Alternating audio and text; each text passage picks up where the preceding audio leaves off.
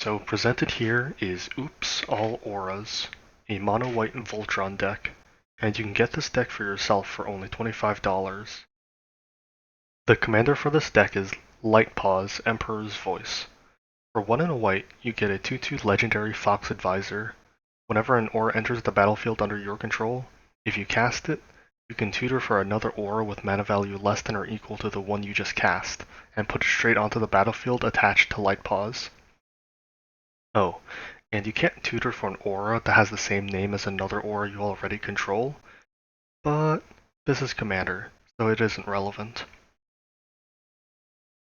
Now let's begin this deck tech with the most important part of any Commander deck, ramp. We don't want to play Light-Paws the moment we have 2 mana. This will leave us tapped out, and our Commander without any protection. So ideally, we want to play some form of ramp on turns 1 or 2, so that we have plenty of mana to suit up Light-Paws with protection the moment she comes out. First up are the mana rocks. In this deck we are only running 2 mana rocks, Soul Ring, because of course we are, and Mind Stone. Mind Stone fits nicely into our curve, being played on turn 2, but also cycles itself if we draw it later in the game, preventing us from flooding out. We also want to run lots of creatures in this deck, so that Light-Paws doesn't die to an edict effect. To accomplish this, we are running a lot of creature-based ramp. First up is Weathered Wayfarer. It has been finally reprinted in the Lord of the Rings Commander decks, and is now under $2. This creature can tap to get us a land every single turn, making it possible to keep a 1-land hand. Although, I still wouldn't recommend it. Then we have a bunch of mana dorks with Goldmere, Hedron Crawler, Mannequin, Mere Convert, and Ornithopter of Paradise, all costing 2 mana and can all tap for either 1 white or a colorless mana. We are also running some cost reducers. Hero of Iroas, Daneth the Capuchin, Paragon, and Starnheim Courser all reduce the cost of our aura and enchantment spells by 1 mana. Now that we have ramp out of the way, let's talk protection. This is a Voltron deck after all. If Light-Paws dies, we die. We want to turn Light-Paws into Progenitus, giving her protection from everything. Let's see how we can do that. First up, we have a few auras that will give protection from a single color of our choice.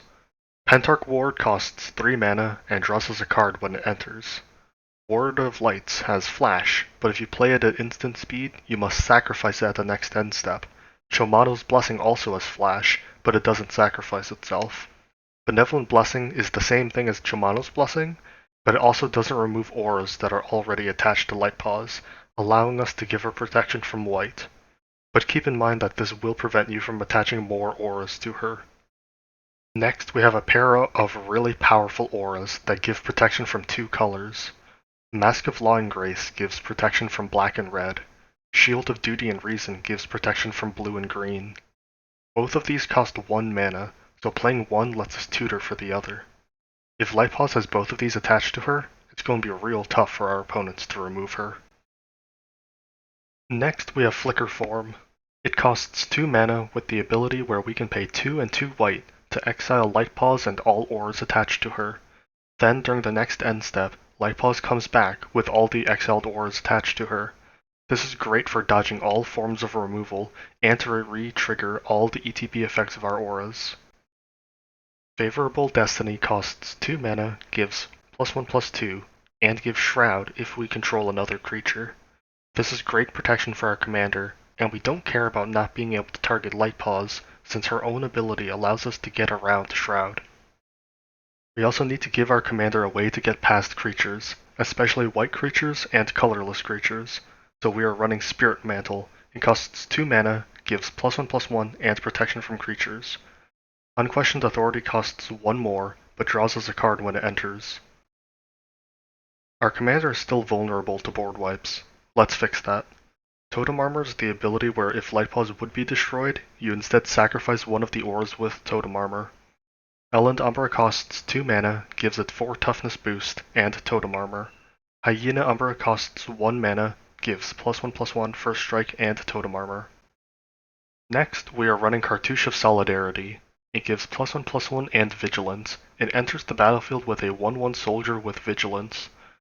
This card costs only 1 mana, so you can search this card out with any other aura. If you have an aura with Flash in your hand, this essentially gives you an instant speed response to an Edict effect. We are also running a pair of counter spells. Mana Tithe counters a spell unless they pay 1 mana. No one sees this card coming, so your opponents are usually okay with tapping out to cast a big removal spell against you, allowing you to easily stop them. Lapse of Certainty costs 3 mana and counters any spell, but that spell gets put on top of their library instead of their graveyard. This might seem like an issue since our opponents haven't lost the spell, it's just on top of their deck now. But Lapse of Certainty will most certainly stop that opponent from casting that spell again this turn, buying us more time to knock them out of the game. Of course, directly giving protection isn't the only way to protect our game plan.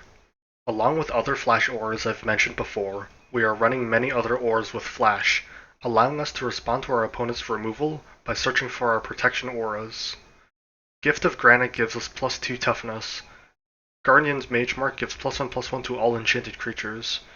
Indomitable Will gives +1/+2.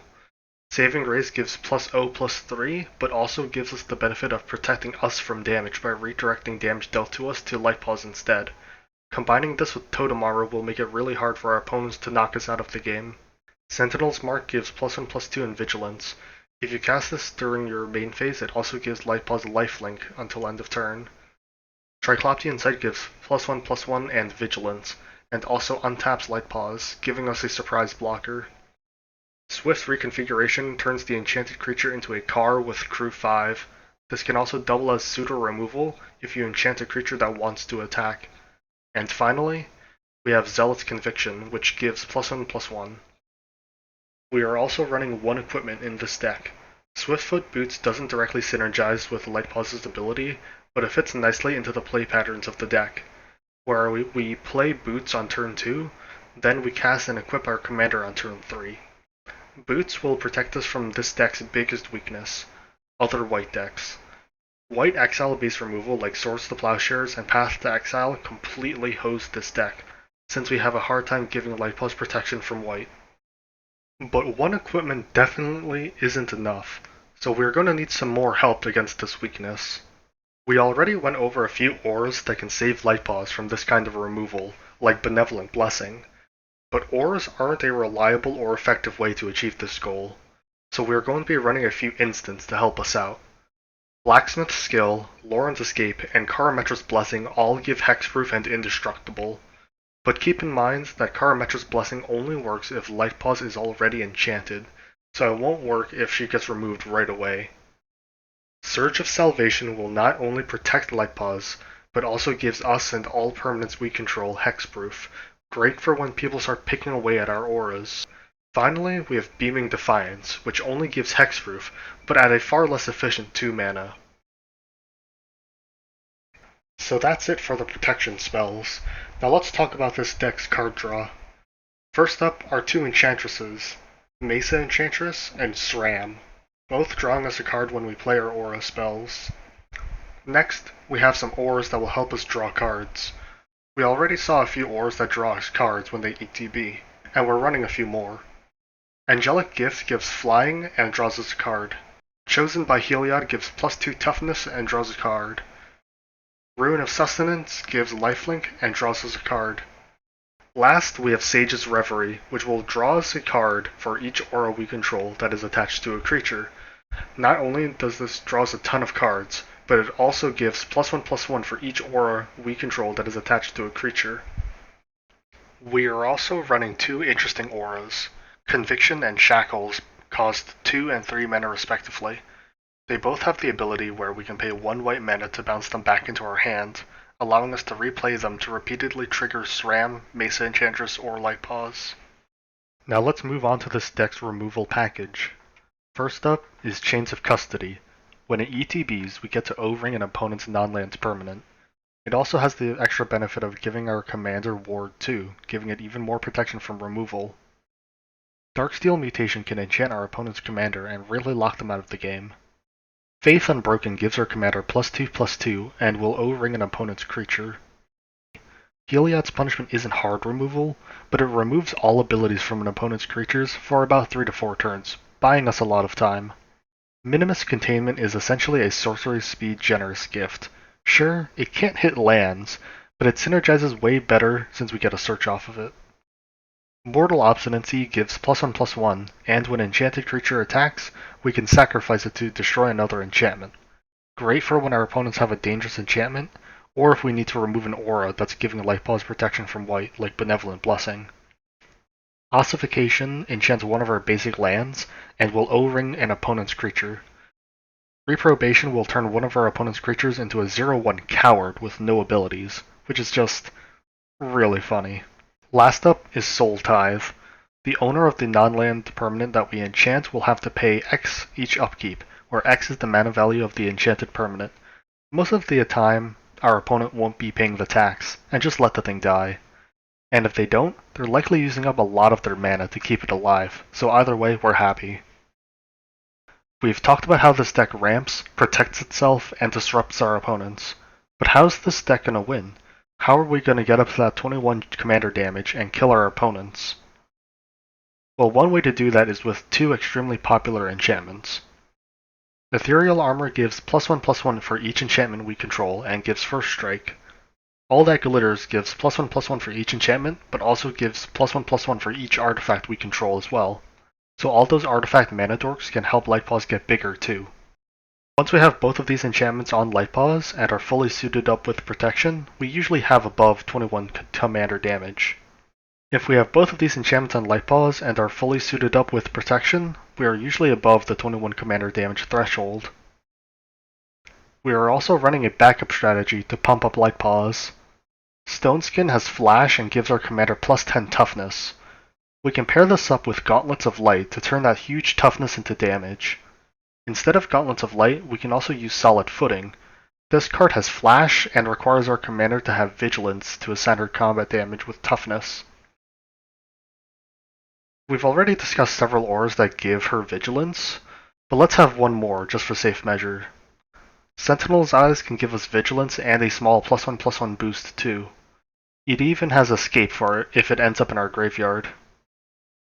Once we have our commander assigning damage with her toughness, all we have to do is attach Battle Mastery for double strike, giving us a whopping 24 commander damage. Now, before we continue, we must discuss two more cards that don't really fit into any other category. First is a card called Lash Knife. This aura doesn't do much on its own, but sports an important ability where if we control a basic planes, we can tap an untapped creature we control instead of paying its mana cost. This is a very powerful ability for this deck, allowing us to get extra enchantments for Ethereal Armor and All That Glitters, or to get additional protection auras into play during those crucial early turns. Finally is Brilliant Restoration. Our commander will get removed eventually, it's just something that's likely to happen. But for 3 and 4 white, we can get back into the game by bringing back every artifact and enchantment from our graveyard to the battlefield. Last, but certainly not least, of course, is the lands. First up is Cryptic Caves. It taps for colorless, and we can pay 1 mana, tap it, and sack it to draw a card, but only if we control 5 or more lands. This land is here to prevent us from flooding out during the game. We're also running Roadside Reliquary.